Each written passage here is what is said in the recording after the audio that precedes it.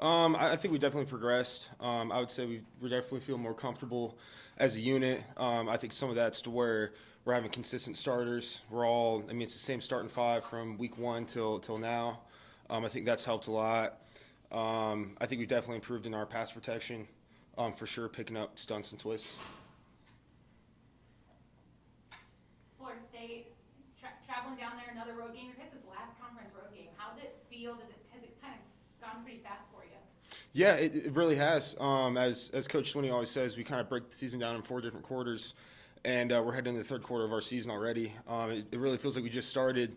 I remember just getting ready to go down to Atlanta and sitting here talking about Georgia Tech. But it's also very exciting. That means the goals we're trying to accomplish are becoming closer and closer. Like you said, last conference road game in Tallahassee, great team, going to be a great environment, and I know everyone's excited for it. Coach said watching last year's film made him want to vomit. What have you guys been able to learn from that experience specifically? I know you guys probably learned a lot from the last year in and of itself, but that game specifically. Yeah, I mean, I would say playing against any good opponent, I mean, number one, we have to take care of the ball. I think that's really big because when we played them last year, we lost the turnover margin, and against good teams, that's very detrimental. I would say that's number one, and just not losing to Clemson, really. Because, I mean, on offense, when we were able to move the ball up and down the field, we just weren't able to finish. Finishing in the red zone, which I think that's something this year we've done really, really well. Things like that is what it's going to take to beat good teams. You just talked about continuity on the O-line, and Coach talked about you specifically having consistency each game. Where does that come from? How have you been able to be so consistent? Yeah, I think preparation, having good and very intentional preparation, having a good routine, and some of it I think too is just experience. Now I'm going on my fourth year, and one thing you can't replicate, you can't really prepare for, is just in-game experience. And I've been able to have that playing to my freshman year, and then starting the past couple years. Just kind of having that experience, I think, is really good because that teaches you how to actually prepare, what to expect, and kind of helps you build confidence throughout the week. Well, the last two games, you guys have been able to kind of get going the last 4 minutes before the half, and then the first 4 minutes of the third quarter. What is it about that stretch that you guys focus on? Well, that's one thing Coach always calls the middle eight, winning the middle eight. And I mean, I would say too. I mean, we work it in practice. We always work, like 2 minute drill, for example. And I think our offense is really built for those kind of moments when the clock's running down because we run tempo, we run fast paced, and we practice that and we're used to that. And then also just whether you're ready for it or not, it just builds a sense of urgency and a certain intensity they have to bring because there's only so much time left. And then also we always want to finish well. Obviously, the end of the game, but we want to finish the half well too. What's it been like to see DJ or run away from you guys down on some of those scrambles? To see him be able to extend those plays and be able to make that difference this year? It's great. It's great, and I think the difference is definitely visible with how our offense has gotten better from last year.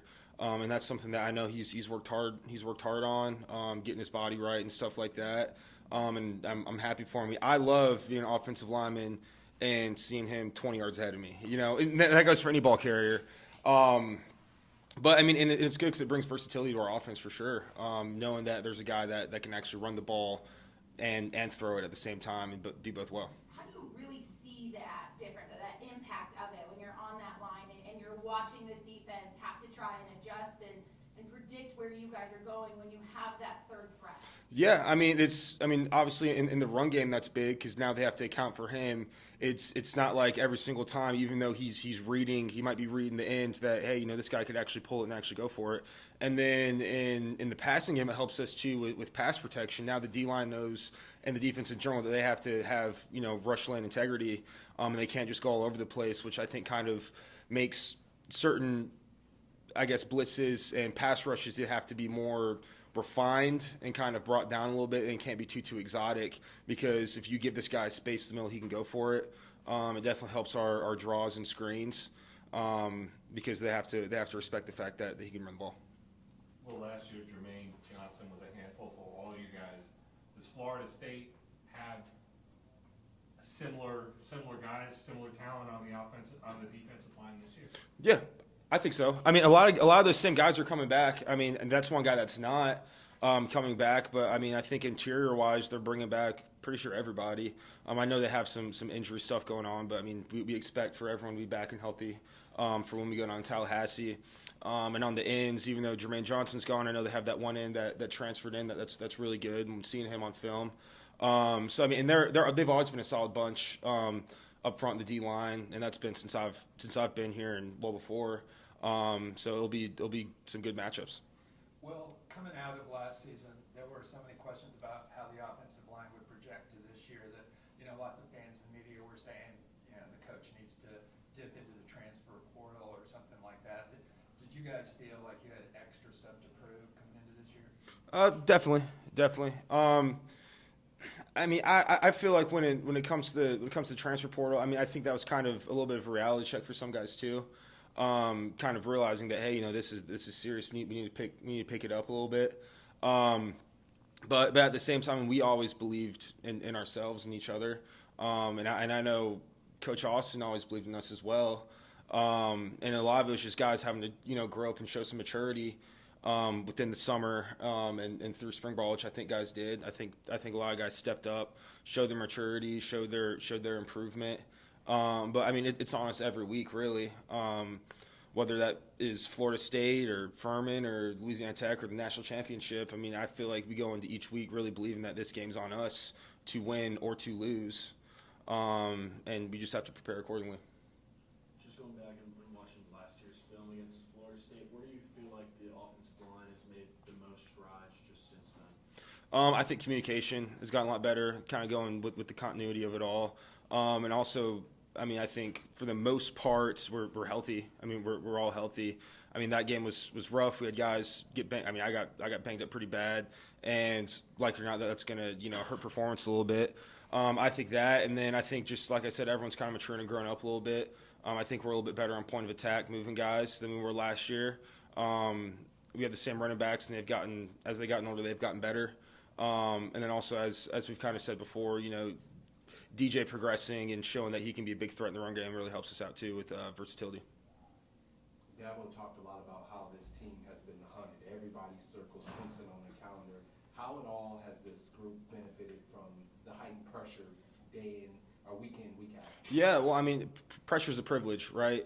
And I think it really makes the best out of all of us.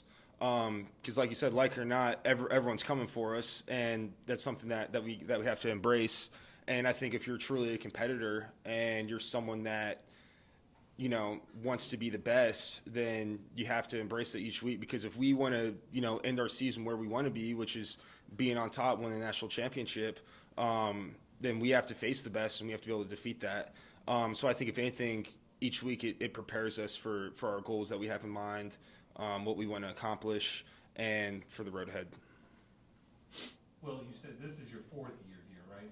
But you have not played Florida State. I mean, I guess you were going to go down a couple of years ago. What are you anticipating from that environment? I'm sure you know how crazy it can get down there. Yeah, I mean, I'm anticipating to be loud. I'm anticipating to get a headache from it being so loud, not being able to hear anything, hard to think straight. But, I mean, I think at the same time that's good that we can replicate that stuff in practice. I'm anticipating probably not being able to have to go on a silent count or some sorts like that. It's going to be a really fun atmosphere. I mean, they have very loyal fans, and they get after it pretty hard too. So it'll be fun. I mean, I'm really looking forward to it. I mean, I would say this is for environment-wise, when in road games, you'd think that you might be a little hesitant for those kind of hostile environments. But for me, and I think I can speak for a lot of my teammates, we kind of embrace that because that's what makes the games. It's true. It makes the game fun. I guess as far as your snaps, they've been mostly pretty good. The ones that have not been as good have been really like heaters. Back to DJ. I think Coach Spady said maybe he got too jacked up. I think maybe it was the Georgia Tech. How do you keep yourself in an environment where it's so loud and it's not to get too jacked up? Yeah, I mean, I think kind of going back to just in-game experience. I think some of that plays a role too, because I mean you can replicate in practice, but it's just not the same as actually being in the game and actually playing the game through the face mask. And I think kind of throughout, I guess, playing games, I've gotten better with that. Yeah, I mean, I just think in-game experience really helps. replicate it in practice. You know, we have great facilities. We're able to pump noise in and stuff like that. That helps out a lot. And just keep on having repetitions, repping it. Where do you guys go from here? What are you talking about in terms of where that next step is? And is it improvement? Are there specific places, or are you guys looking to maintain and grow just a little where you can? How are you guys approaching it? I would say our next big step, number one, is playing complementary football as a team. Because, I mean, so far we've shown really, really great stuff on offense. We've shown really great stuff on defense, and we've shown really great stuff on special teams, but we have yet to do all of that in the same game for a full game, right? Like, we've done it for maybe like a quarter of football in one game here, maybe a half there, but we haven't done it in a full football game. So I think our biggest challenge for us that coaches, brought to us is just playing a complete game from all three phases of football. And then our next actual tangible, like truly tangible goal would be winning the division of the ACC, and we're close to it. We just have a couple more games left. I guess just a random question. Talking to Walker Parks, he was saying one of the most intense things he's seen you do is take a giant sandbag and just walk around the neighborhood. So where do you get a giant sandbag? How much does this weigh? So what I do is I have like just old duffel bags, just like an old duffel bag or whatever. I went up to Lowe's, bought sand, and I bought sand and then like wood pellets. Because if you fill it up with just sand, I mean, it's going to be like 250 pounds. It's going to be really, really heavy.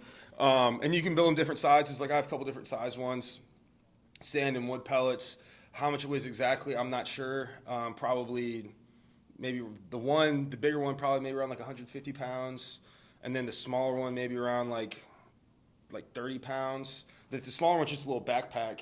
And I use that one to kind of more like just throw and stuff like that, work more explosive movements, and the big one's just to just carry around, and it's just hard. So. How many walks or laps around? Yeah, usually I walk to where I live. I live in the retreat of Clemson, so ad for them.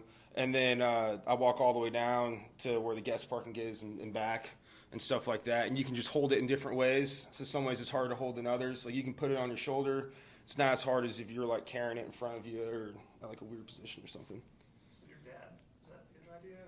It was. When we were young, so I always wrestled growing up. My brother wrestled a lot, and that stuff is really good for kind of like combative sports, like wrestling, like MMA, stuff like that. Because while it's building, strength endurance, it's also a lot of cardio as well.